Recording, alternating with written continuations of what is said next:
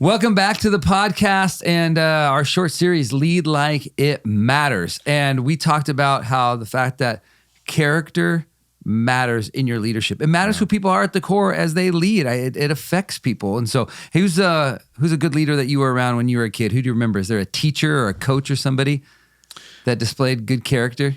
Oh, I mean, I think they displayed You're going to go negative. Yeah, I'm like, oh. I can tell you about some people. Yeah, I got a lot of problems with a lot of people. No, I think I had some great youth leaders that were just really genuine. And I think they were all not without their own challenges and stuff, but I think they were genuine. People got some challenges yeah, too. Exactly. But I mean, I think there were people that really loved the Lord. They were servant hearts. One of the people I think about that always just kind of blows my mind every once in a while. We went to San Jose Christian College. It's now William Jessup. It was started by a man named Bill Jessup. Yeah. When I was growing up until I was in junior high, Bill Jessup was still alive, and he went to my home church that I grew up in. And for most of where I remember seeing Bill wasn't in the pulpit, he was an usher. And right? He's the head of a college. Yeah, founder of a college. Yeah. Ran a college, planted a ton of churches in San Jose and Silicon Valley from that college that have that as their root. And when I just remember him shaking my hand every Sunday morning, calling him Brother Bill. And I thought, that's the character of a servant. And when we graduated from college, they gave us a servant's towel. Yeah. And because ministry at its core is serving others. And so there are times, I know we have this, where if we're running, not necessarily, we can be running spiritually thin, and then we start treating people, not badly, but we just don't have patience for them. And our ministry really is about serving others well and having the character of Christ, which was serving people. Yeah. When authority, it just matters in our community. People who have, in a sense, some kind of power have maybe what is seen as more influence than others. When you see them serving, when you see them caring for people, oftentimes there's been people who, like you said, like Bill, who I've been served by, and later someone will say, do you know who they are? Because that person is trying to tell you, I think they're significant in whatever role they have. It is amazing to see that, the humility, the attitude. Again, leadership really does come back to service, quality leadership. You were talking about people in your life that served you as a youth, and I just look at people now who serve me, right, as in different capacities, as coaches, as teachers, as leaders in churches, youth leaders. Man, the people who have just been consistent. Yep. Consistent. Their character has just stayed consistent. Still decades later, they're just following Jesus, loving people, right? Some of us can just go really up and down emotionally or on our spiritual journey, right? Or we can display one thing, but something else happened in the background. And those people who are just consistent in their ability to, again, serve and be humble, and the impact that their life has, right? And I mean, again, there's been people I've seen that just have so much dynamic and so much energy, but then all of a sudden there's just this crash and there's this damage sometimes that comes with it. There's those consistent leaders, the lifelong impact of day by day, their character matters, who they are as a leader before the Lord, right? Who the Lord is first in their life. Man, the impact is powerful. No, I've seen some of the same characteristics in your dad. Your dad, when I met your dad, was in his probably mid-50s, somewhere around there, and he was still pretty high octane leader, pretty driver for sure. And I enjoyed that part of your dad. I saw the pastor part of your dad. That's when I started calling him Papa Dave. But then I kind of touched base with him throughout the year. He always sends me a text message on my birthday, always says Happy Thanksgiving, those types of things. Your dad's great at that, which is, I know he does that for probably hundreds of people, or it feels that way because I always bump into people and they're like, yeah, I always get a text message from Dave. So I don't know when he has the time to do that. It's amazing for the thousands upon thousands of people that he's been a pastor to and served, and the way he keeps up and connects and values people. Right. It's amazing to watch and have a little, as I get older, even more and more of an understanding of what he's done in people's lives. And again, that consistency. And he's done it kind of on the quiet side, on the down low. Some of it. A lot of it. Yeah. People don't know until you talk to them. Oh, your dad this last week. Your dad was doing this. I'm like, what are you talking about? Yeah. It's amazing. So he sent me this cool text message right when I got hired. He sends me this text message just before we even like really went public that I was switching and coming over to Community Christian. And he sends me a text message. He said, "I'm so excited for you to be my pastor." And I was just like, that was a weird turn for me in my relationship with your dad. It's not like I feel like I'm doing that. I mean, too much for him, but like for him to even care enough to be like, I see you moving forward in ministry. Like I'm gonna be in the audience cheering you on, and I'm ready to hear from you and to be somewhat under your leadership or. And so that was humbling to me to see somebody really continue to be a leader and a guider and someone who's also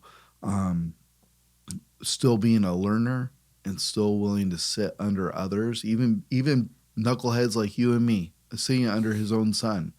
That's a unique space to be in his character. And yeah, at the end of the day, consistency is it. I think one of the hard things for me to do ministry here in Silicon Valley is I have a lot of students and a lot of team members that I've had over 20 plus years here. And there are some that I could have done better with and they're nearby and they could roll their eyes at someone else and go, that wasn't my experience with Justin. There's a lot I can own and I could have done better, or, I was just young and stupid or whatever. But part of the consistency too is we get to see some of the fruit and some of the growing up of our students and the fruits of our ministry and all of those things. And there's fruit for people, you as leaders in your business too, how you lead, how you, as an employee, your consistency matters. There's fruit from that for your employer, for your business, in your family. Yeah. Particularly, I think parents, your consistency, right? You're willing to be consistent, not swayed by the emotions of your kids all the time, right? But realize I'm the parent. I have a leadership place here. And going back to something you were saying about my dad that I mentioned in the message is, man, good leaders take their power, authority, influence, whatever they have, and they leverage it for others. They use it to lift others up. So when he says, man, I'm looking forward to you being my pastor, I'm going to hear you preach the word, and I'm coming expectant to hear God speak. It doesn't matter if I'm on the stage or you're on the stage. There's a humility to it. And then again, they're not threatened by it. Good leaders aren't threatened to lift up other leaders. It's not a scarcity mindset. If I lift them up, they're going to take my place or they're going to do it better than me. I mean, that is so against God's principles, this mindset of like, there's not enough to go around and I got to hold on to mine. No, God's principle about connectivity and building one another up and sharpening one another. And again, leveraging our power to serve others. And not only get around leaders like that, be a leader like that. And it goes against what the world says. But man, fight that urge to just hold on to your power for yourself. Yeah, hold those things lightly. I think about David and his mighty men. There's only a few paragraphs, a few different lists in scripture that talks about what those guys did, but they did some pretty cool things and there's some stories about them.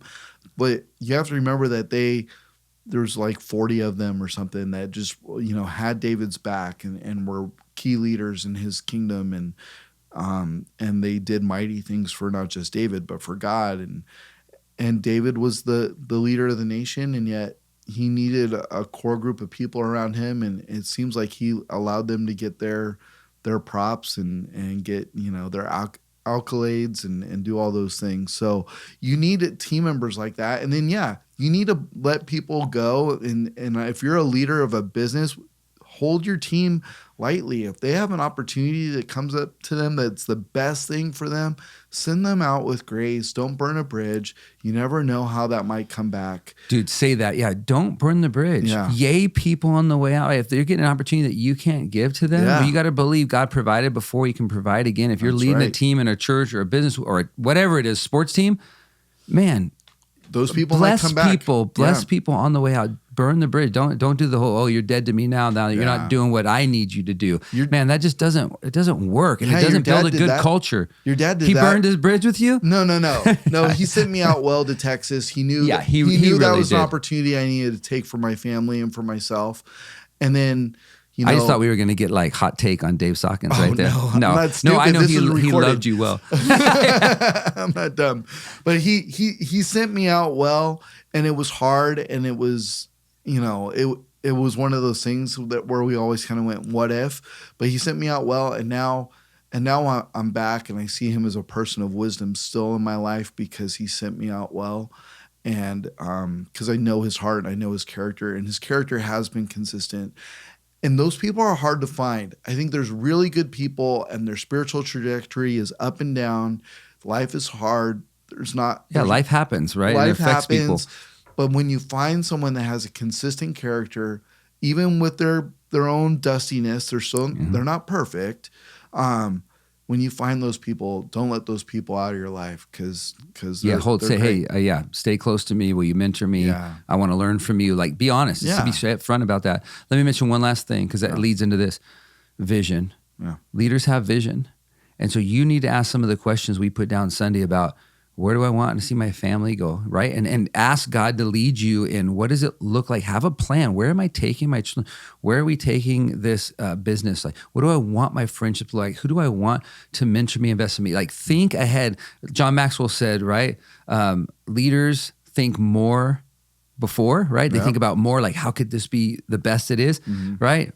They think more before. What was the other one? More, and more before. So they want to think about more, and they think more before as far as how am I going to make this great? Yeah. Like, again, taking that principle, when my wife and I went away on our anniversary date a few weeks ago, I wrote down a couple of questions in advance that I'm like, oh, these would be great things to talk about during dinner. I throw this question out, and it was a couple questions to kind of talk about our relationship. How do we love one another well? How can we do that better going forward? But because I took 10 minutes and thought about, hey, how do I have some questions? I was thinking more before about how to make that dinner great and memorable and impactful for us as we went forward. So vision, where are you taking things? Ask some of those questions we gave you Sunday. Yeah.